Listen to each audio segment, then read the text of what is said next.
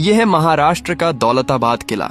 एक ऐसा किला जिसे देखकर आज भी बड़े बड़े इंजीनियर हैरान रह जाते हैं। सोचिए, एक ऐसी पहाड़ी जिसके ऊपर पहुंचने का सिर्फ एक संकरा रास्ता हो, चारों तरफ खाई हो और अंदर घुसते ही दुश्मन खुद अपने जाल में फंस जाए।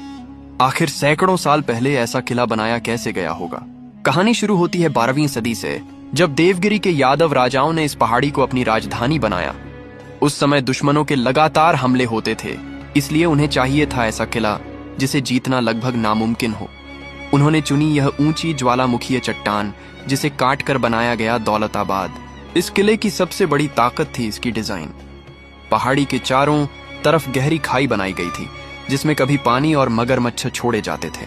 ऊपर पहुंचने का रास्ता इतना घुमावदार था कि दुश्मन सीधा हमला ही नहीं कर सकता था। लेकिन असली कमाल था इसका अंधेरी रास्ता। यह एक ऐसा सुरंगनुमा मार्ग था जहां बिल्कुल अंधेरा रहता था। अंदर जाते ही दुश्मन रास्ता भटक जाता और ऊपर छिपे सैनिक हमला कर देते। कई जगह नकली रास्ते और गहरे गड्ढे भी बनाए गए थे।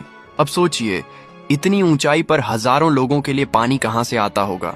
इसके लिए पहाड़ काटकर बड़े बड़े जलाशय बनाए गए थे। बारिश का पानी नालियों से होकर इन टैंकों में जमा होता था, जिससे साल भर पानी की कमी नहीं होती थी। महलों के अंदर हवा आने जाने के लिए खास वेंटिलेशन सिस्टम बनाया गया था। गर्मियों में पत्थर ठंडक बनाए रखते थे और अंदर का तापमान बाहर से कम रहता था। अब बात करते हैं उस फैसले की जिसने इतिहास बदल दिया। दिल्ली के सुल्तान मोहम्मद बिन तुगलक ने अपनी राजधानी दिल्ली से उठाकर यहीं दौलताबाद लाने की कोशिश की थी। उसे लगता था कि यह जगह पूरे भारत के बीच में है और सबसे सुरक्षित भी। लेकिन हजारों लोगों का इतना लंबा सफर बेहद मुश्किल साबित हुआ। आज भी यह किला खड़ा है, मानो सदियों पुरानी इंजीनियरिंग की कहानी सुना रहा हो।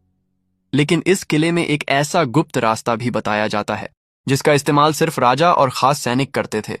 अगर उसकी कहानी सुनना चाहते हैं तो कमेंट में जरूर बताना।